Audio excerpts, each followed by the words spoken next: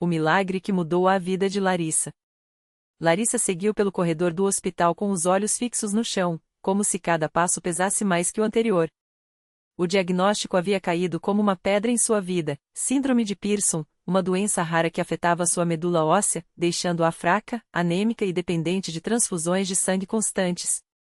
Os médicos falavam em qualidade de vida, em tratamentos paliativos, mas ela ouvia apenas uma palavra: desesperança. Aos 28 anos, sentia que seu corpo estava se desmanchando, e o pior não era dor física, mas a angústia de ver o filho de 5 anos, Miguel, olhá-la com olhos cheios de medo toda vez que ela desmaiava em casa. Mamãe, você vai ficar boa? Perguntava o menino, apertando sua mãozinha na dela. E Larissa, com a voz embargada, só conseguia responder: Vou, meu amor. Deus vai me ajudar. Mas, no fundo, ela não sabia mais em quem acreditar. Foi então que sua vizinha, Dona Maria, uma senhora de cabelos brancos sempre vestida com saias longas e blusas discretas, bateu à sua porta com um prato de sopa caseira. Minhas filhas, eu sei que você está passando por um vale escuro, mas Deus não esqueceu de você. Na congregação cristã, a gente ora, e Deus ouve. Venha conosco domingo, só para ver. Disse ela, com um sorriso tranquilo. Larissa hesitou. Ela já havia ido a outras igrejas, onde as pessoas falavam em prosperidade e em milagres instantâneos, mas nada havia mudado. Porém, havia algo diferente no jeito simples e sincero de Dona Maria. Talvez fosse a última esperança. No domingo seguinte, Larissa entrou na congregação cristã no Brasil acompanhada da vizinha. O que mais a impressionou foi a simplicidade: nenhum instrumento musical, nenhuma luz colorida, nenhum palanque. Apenas irmãos e irmãs vestidos com modéstia, homens de camisa social e mulheres de saias ou vestidos discretos, todos sentados em bancos de madeira envernizada. O ancião, um homem de rosto sereno e voz firme, dirigia a reunião com uma autoridade que não era de homem, mas de quem falava em nome de Deus. Os hinos eram cantados a capela, vozes unidas em harmonia, como se cada nota fosse uma oração. Larissa não conhecia as letras, mas o coração se encheu de uma paz estranha quando ouviu: Jesus, meu Salvador, a ti me entrego agora. Com fé e amor, te peço, cura-me, Senhor. Ela sentiu lágrimas escorrerem. Não era um choro de dor, mas de alívio, como se, pela primeira vez em meses, alguém entendesse sua luta. Depois dos hinos, veio o momento das orações. Os irmãos se ajoelharam, e Larissa, mesmo fraca, tentou acompanhá-los. O ancião orou com uma fé que parecia mover montanhas. Pai Celestial, olha para esta tua filha que está aqui entre nós, sofrendo no corpo, mas com o coração disposto a te servir. Senhor, tu és o mesmo Deus que curou os enfermos, que ressuscitou os mortos, que secou lágrimas. Tocai-a, Senhor. Não pela nossa justiça, mas pela tua misericórdia. Larissa sentiu mãos se apoiarem em seus ombros. Eram irmãs que nem conhecia, mas que oravam por ela como se fosse da família. Uma delas, uma moça chamada Ana, sussurrou em seu ouvido: Irmã, não desista. Deus está aqui. As semanas passaram, e Larissa começou a frequentar os cultos com mais assiduidade. Não era fácil, há alguns dias, a fraqueza era tanta que mal conseguia se levantar da cama. Mas sempre que ia à igreja, sentia uma força nova. Os irmãos a visitavam, levavam comida, oravam com ela.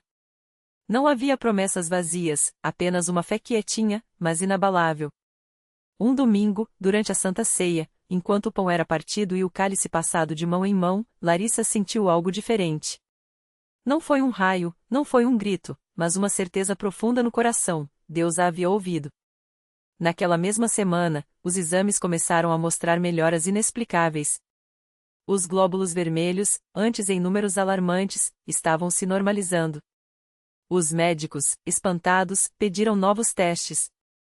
Isso não faz sentido. Sua medula está se regenerando sozinha, disse o hematologista, olhando para os resultados com incredulidade. Larissa sorriu. Ela sabia muito bem quem estava por trás daquilo. O dia do testemunho chegou. Larissa, agora de pé, sem a palidez de antes, com os olhos brilhantes, subiu diante dos irmãos. Não havia microfone, nem dramatização, apenas a verdade nua e crua. Irmãos, eu vim aqui hoje para dar glórias a Deus. Eu estava doente, sem esperança, mas o Senhor me curou. Não foi através de homens, não foi através de remédios, foi pela fé, pela oração desta igreja. Quando eu não tinha mais forças, vocês oraram por mim. Quando eu pensei que tudo estava perdido, Deus mostrou que Ele é fiel. O culto inteiro se encheu de améns e lágrimas. O ancião, com os olhos úmidos, acrescentou: Isso, irmãos, é o poder de Deus. Não somos nós, é Ele. E quando nos humilhamos, quando buscamos a Ele de todo o coração, Ele age. O batismo de Larissa nas águas foi um dia de alegria indescritível. Ela desceu à piscina batismal, vestida de branco, e quando emergiu, não era só a água que lavava seu corpo, era como se todas as marcas da doença tivessem sido apagadas. Seu filho, Miguel, pulava de felicidade na plateia, gritando: Mamãe está curada! Mamãe está curada! E estava. Os exames posteriores confirmaram: a síndrome de Pearson, que os médicos disseram ser incurável, havia desaparecido. A lição que ficou. Anos depois, Larissa ainda frequenta a congregação cristã no Brasil, agora como uma das irmãs que acolhe os novos e sofridos. Ela aprendeu que os milagres de Deus não vêm com alarde, mas com fé simples e sincera. Não é preciso gritar, não é preciso mostrar, basta crer. Muitas pessoas procuram Deus só quando a dor aperta, ela costuma dizer às visitas. Mas Deus não é um remédio de emergência. Ele é o Pai que está conosco em todo o tempo. Na CCB, eu aprendi que a verdadeira força não está nos homens, não está em coisas grandiosas, mas na humildade de se ajoelhar e dizer: Senhor, eu preciso de Ti. E assim, entre hinos cantados sem instrumentos, orações fervorosas e irmãos que se amam sem interesse, Larissa encontrou não só a cura para o corpo, mas a paz para a alma. Porque, no final, o maior milagre não foi a doença que sumiu, foi o coração que se encheu de Deus. Larissa não imaginava que sua vida mudaria tanto depois daquele dia. A doença que a deixava fraca e com medo havia desaparecido como se nunca tivesse existido. Os médicos, surpresos, não encontravam explicação. Mas ela sabia, foi Deus quem a tocou na congregação cristã no Brasil. Agora, toda semana, ela estava lá, não mais como uma visitante assustada, mas como uma irmã que ajudava os outros a encontrarem a mesma esperança. Muitas vezes, via pessoas chegando com o rosto marcado pela dor, como ela chegou um dia. Alguns vinham com problemas de saúde, outros com o coração partido por perdas ou decepções. E Larissa, com seu sorriso tranquilo, sempre dizia: Se Deus fez por mim, Ele pode fazer por você também. Basta confiar. Um dia, uma senhora chamada Dona Maria chegou à igreja arrastando os pés, apoiada em uma bengala. Seus olhos estavam cheios de lágrimas. Ela tinha uma dor nas costas que já durava anos, e os médicos diziam que não havia mais jeito. As irmãs a receberam com carinho, como sempre faziam, e a levaram para um lugar onde pudesse sentar. Larissa se aproximou e, sem pressa, começou a conversar com ela. Minha filha, eu já não aguento mais, Dona Maria confessou, enxugando as lágrimas. Já tentei de tudo, mas a dor não passa. Larissa segurou sua mão e disse com firmeza: Aqui, a gente não desiste. Deus ainda tem um milagre para a senhora. Naquela noite, durante a oração, os irmãos se ajoelharam e pediram a Deus pela saúde de Dona Maria. Não houve gritos, não houve espetáculo, só fé pura. E quando Dona Maria se levantou, algo incrível aconteceu. Ela sentiu como se um peso tivesse saído de suas costas. Devagar, solitou a bengala no chão e deu os primeiros passos sem apoio. Os irmãos, emocionados, glorificaram a Deus em silêncio, como sempre faziam. Eu estou curada. Ela exclamou, com lágrimas de alegria. Não sinto mais nada. Larissa sorriu, lembrando do dia em que ela mesma sentiu aquele alívio. Não era magia, não era coincidência, era o poder de Deus agindo na vida daqueles que creem. E assim, mais uma história de fé se somava às muitas que já aconteciam ali. Porque na CCB, os milagres não são contados apenas nos púlpitos, mas nas vidas transformadas. Não é preciso propaganda, não é preciso fama, basta um coração aberto e a certeza de que, quando Deus age, tudo muda. E a cada semana, mais pessoas chegavam, trazendo suas dores e saíam levando esperança. Porque ali, entre irmãos que se amam e oram uns pelos outros, Deus continua operando. Não de forma barulhenta, mas de maneira profunda, mudando vidas para sempre. E o mais lindo é que ninguém sai igual a como entrou, todos levam um pouco mais de luz, um pouco mais de fé e a certeza de que, com Deus, tudo é possível. Naquela mesma semana, uma jovem chamada Marisa chegou à igreja arrastando um peso que parecia maior do que ela. Seus olhos inchados denunciavam noites sem dormir, e as mãos tremiam ao segurar a Bíblia que ganhará de uma irmã na porta. Ela não vinha por curiosidade, vinha porque não tinha mais para onde ir. Havia 3 anos, Marisa lutava contra uma doença que os médicos chamavam de crônica e sem cura. As dores no corpo eram tão fortes que, às vezes, ela não conseguia nem se levantar da cama. Os remédios aliviavam por algumas horas, mas a cada exame, a situação piorava. Os médicos tinham sido claros: prepare-se para uma vida de limitações. Mas naquela manhã, enquanto ouvia o coro cantar Deus é fiel, ele não falha, algo dentro dela se mexeu. Não era esperança ainda, era apenas um desejo desesperado de acreditar que podia ser diferente. Quando o pastor fez o chamado para oração, Marisa se levantou com dificuldade, apoiada no braço de uma irmã que nem conhecia direito. Ao chegar na frente, ela não conseguiu segurar as lágrimas. Senhor, se o Senhor existe mesmo, me mostra hoje. Eu não aguento mais, sussurrou entre soluços. Não houve gritos, não houve teatro, apenas uma oração simples, feita com fé, por mãos que já tinham visto Deus agir antes. No domingo seguinte, Marisa voltou. Desta vez, sem muletas. Os irmãos que a viram entrar quase não acreditaram, ela caminhava firme, o rosto iluminado por um sorriso que há muito não aparecia. Desde aquela oração, a dor foi embotando, como se alguém tivesse desligado uma torneira, contou emocionada. Fui ao médico ontem. Os exames estão normais. Normais. Eles não explicam, mas eu sei. E não foi só o corpo que sarou. Marisa, que antes vivia amargurada, agora passava as tardes visitando outros doentes no hospital, levando o mesmo testemunho que tinha recebido: Deus não desistiu de você. Se ele fez por mim, pode fazer por você também. Os céticos diriam que foi remissão espontânea. Os médicos coçariam a cabeça, sem respostas.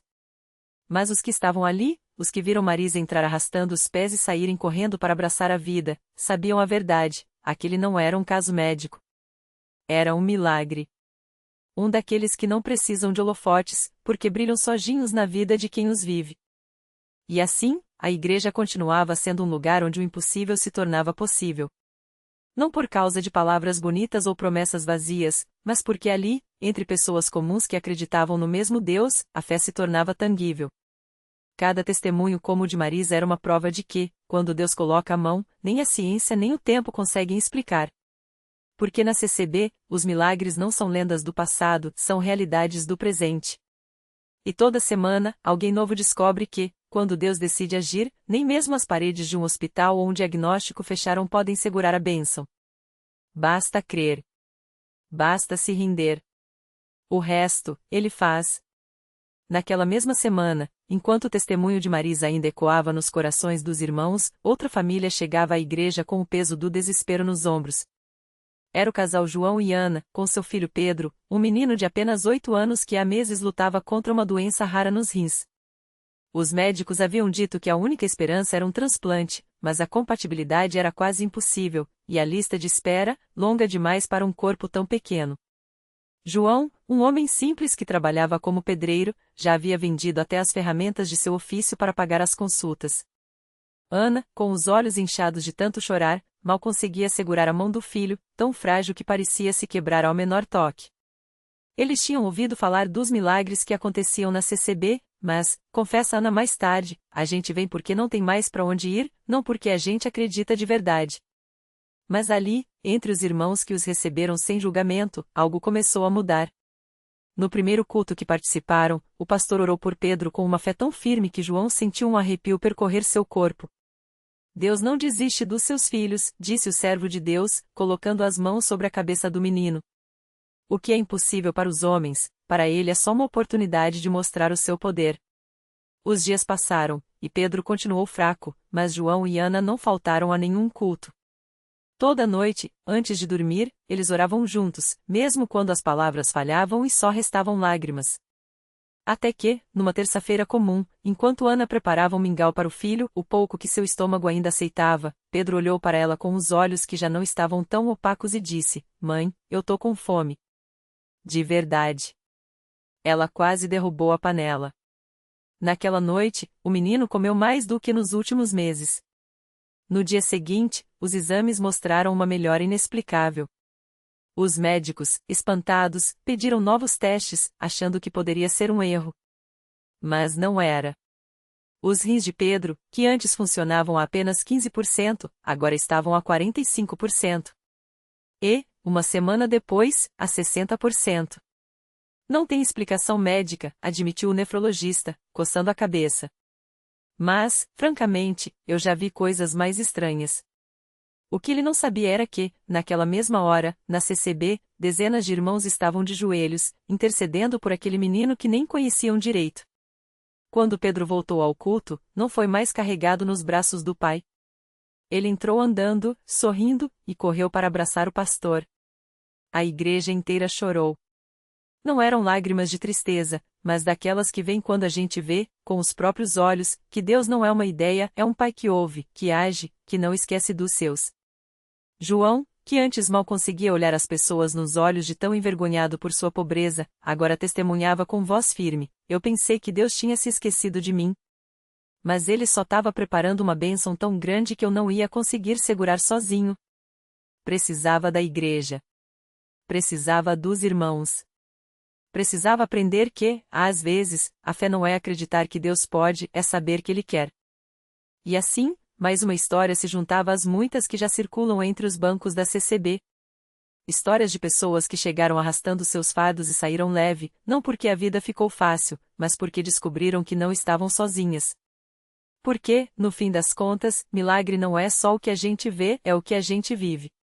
E na CCB, todos os dias, alguém está vivendo um. A notícia do milagre de João se espalhou rápido pela congregação. Não demorou para que outros irmãos, que também passavam por lutas silenciosas, começarem a se aproximar dele depois dos cultos. Um deles foi o irmão Marcos, um homem de mãos calejadas, que há meses lutava para sustentar a família depois de perder o emprego na construção civil. Ele chegou tímido, com os olhos brilhando de esperança, e perguntou: João, como você fez para acreditar de novo?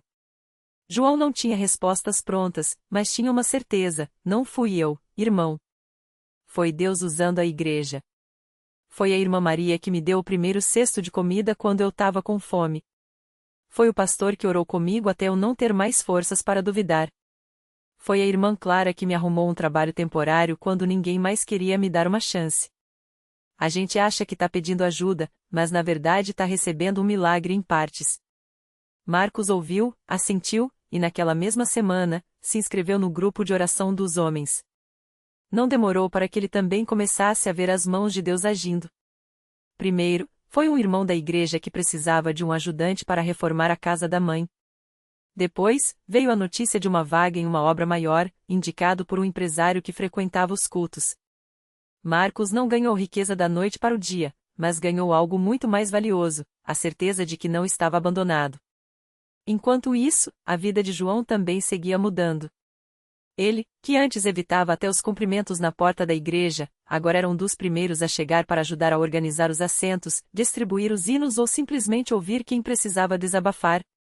Sua filha, que antes pedia esmolas nas ruas, agora frequentava a escola bíblica dominical com orgulho, mostrando para as amiguinhas o caderno novo que ganhou de uma irmã da congregação. Mas o maior sinal de que algo sobrenatural tinha acontecido veio num domingo à tarde, quando João foi chamado ao púlpito. O pastor, com a voz emocionada, contou a história dele para toda a igreja. Este irmão aqui é a prova de que Deus não olha para a nossa situação, mas para o nosso coração. Ele não mudou as circunstâncias de João da noite para o dia, mas mudou ele. E quando Deus muda uma pessoa, ele muda tudo ao redor dela. Naquele dia, enquanto João falava, muitos choravam. Não eram lágrimas de tristeza, mas daqueles que finalmente entendiam: milagre não é só o mar se abrir ou o doente se levantar. Às vezes, é o pai que volta para casa com pão na mesa depois de meses de desespero. É a mãe que consegue pagar a conta de luz e ainda sobra para ajudar o vizinho. É o jovem que larga as más companhias porque encontrou um propósito nos bancos da igreja. E assim, a história de João virou semente. Quem ouviu, também começou a crer. Quem creu, também começou a agir. E a igreja, como sempre, continuou sendo o lugar onde Deus mostra que Ele não apenas pode, Ele quer. Quer abençoar, quer restaurar, quer usar até as nossas fraquezas para provar que sua força é perfeita. Porque no final, a maior prova de um milagre não é o que muda fora da gente, mas o que nasce dentro. E na CCB, todos os dias, alguém está nascendo de novo. O milagre de João não terminou quando ele encontrou trabalho ou quando a família voltou a sorrir. Terminou no dia em que, anos depois, um menino de mãos calejadas bateu à porta da igreja com a mesma fome que um dia ele teve. João, agora um diácono de cabelo grisalho, olhou nos olhos daquele garoto e viu seu próprio passado. Não ofereceu apenas um prato de comida, estendeu a mão e disse: "Vem, filho. Aqui você vai aprender que Deus não desiste de ninguém." Aquele gesto era a prova viva de que milagres não são só intervenções divinas, são ciclos de graça. O pão que João recebeu multiplicou-se em esperança para outros. A conta de luz paga virou luz para quem andava no escuro. O jovem que trocou as ruas pelo altar agora era pastor, e suas palavras resgatavam mais almas do que as cadeias alguma vez prenderam. Reflexão final. Deus não precisa de varinhas mágicas para fazer milagres, Ele usa mãos dispostas, corações quebrantados e igrejas que se importam. O verdadeiro milagre não é o que cai do céu, mas o que brota da terra quando regamos com fé o pouco que temos. João aprendeu que a bênção não é para guardar, mas para semear. E assim, o que começou como uma oração desesperada virou um legado, uma família restaurada, uma comunidade transformada e uma igreja que nunca deixou de acreditar que, com Deus, até o impossível tem prazo de validade. Lição de vida. Se você está esperando um milagre, comece sendo um. Às vezes, a mão que Deus vai usar para abençoar alguém é a sua.